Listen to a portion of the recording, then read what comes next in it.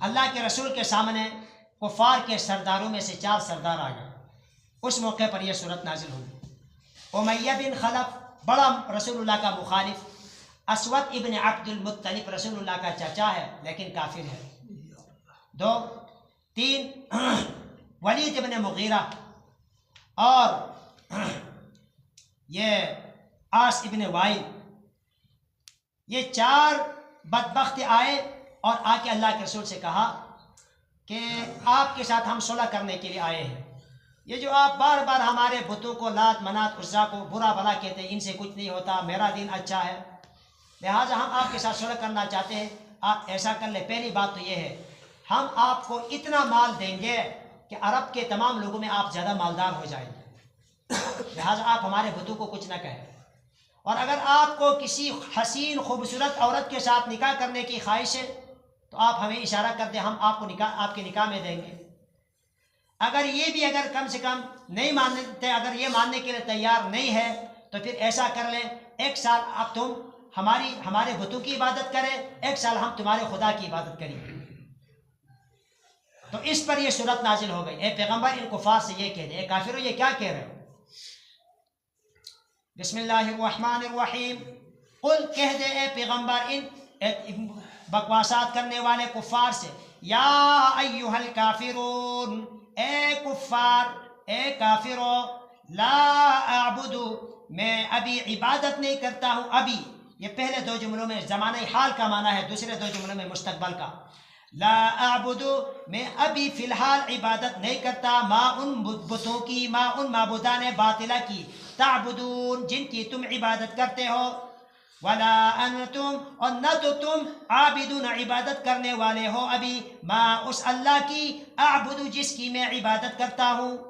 فی الحال بھی نہ میں تمہارے بتوں کی عبادت کرنے کے لیے تیار ہوں، کیونکہ میں موحد ہوں، اور موحد وہ مشرک نہیں ہو سکتا، وہ شرک نہیں کر سکتا، رب کے ساتھ دوسرے کو شریک نہیں کر سکتا. اور نہ تم جس اللہ کی میں عبادت کرتا ہوں، نہ تم اس کی عبادت کرنے کے لیے تیار ہو، یعنی تم تو شرک کو چھوڑنے کے لیے تیار نہیں ہو، تو فی الحال تم بھی اس کو چھوڑنے کے لیے تیار نہیں ہو. ولا انا عابد، اور نہ تمہیں آئندہ عبادت کرنے والا ہوں، ما ان بتوں کی، عبدتم جس کی، جن کی تم عبادت کرتے ہو، ولا انتم عابدون، اور نہ تم آئندہ عبادت کرنے والے ہو، ما اس اللہ کی، اعبد جس کی میں عبادت کرتا ہوں. لہذا لکم دینکم، تمہارے لیے تمہارا شرکیہ دین ہے، ولی دین، اور میرے لیے میرا دین اسلام ہے. میں اپنے دین اسلام پر چلوں گا، تم اپنے کفریہ دین پر چلو. اس کے بارے میں یہ آیت آ گئی.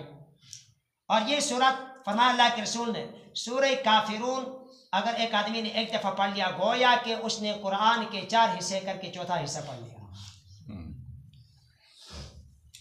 سورہ نصر یہ مدنی صورت ہے، یہ قرآن مقدس کی آخری صورت ہے.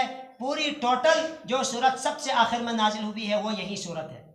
ہاں اس کے بعد کچھ آیات کریمہ نازل ہوئی ہے، وہ مکمل صورت نہیں، کچھ آیات کریمہ. اس کے بعد الیوم اکملت لکم دینکم واتممت علیکم نعمتی، یہ آیت نازل ہوئی ہے. اور اس کے بعد لقد جاءکم رسول من انفسکم آیت نازل ہوئی ہے. اور یسألونک عن کلالہ یہ آیت نازل ہوئی ہے. واتقوا یوما ترجعون فیہ الی اللہ، یہ آیات کریمہ مختلف صورتوں کے ٹکڑے ہیں، یہ نازل ہوئے ہیں یہ آیت کریمہ. لیکن مکمل ٹوٹل صورت جو سب سے آخر میں نازل ہوئی ہے یہ سورہ نصر ہے. اور اس صورت کے نازل ہونے کے بعد رسول اللہ دنیا میں صرف 80 دن رہے، اس کے بعد دنیا سے چلے ہیں. تو اس میں اللہ جل جلالہ نے اپنے پیغمبر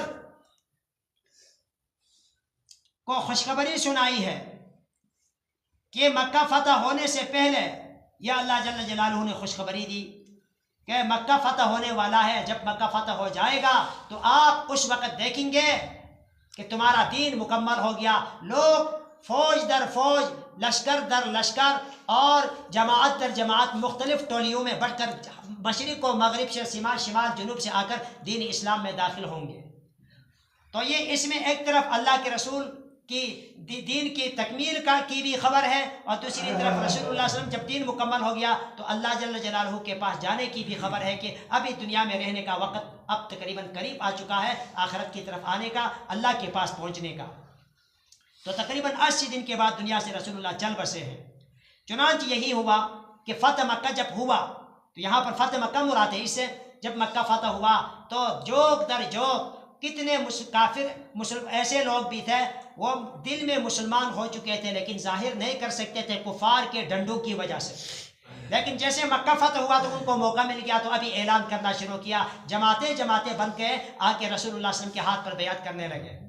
اور ایک صرف یمن سے 700 لوگوں کا ایک قافلہ آ کر کے اللہ کے رسول کے اوپر مسلمان ہوا، ایمان کا اعلان کر دیا۔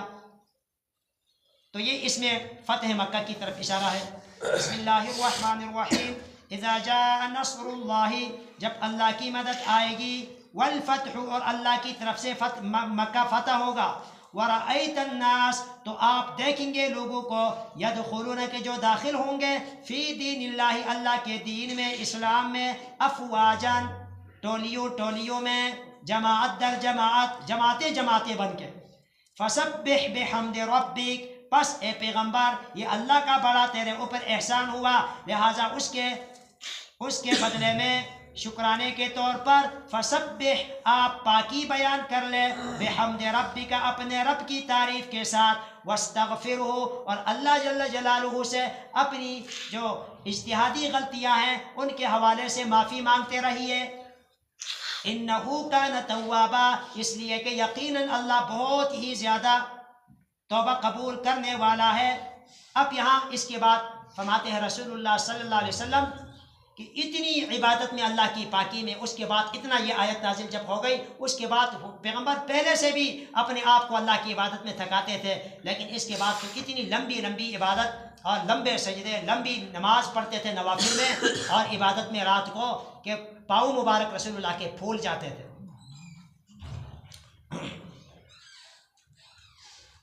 سورہ لہب مکی صورت ہے، یہ 5 آیات، اس میں ٹوٹل 5 آیات کریمہ ہے۔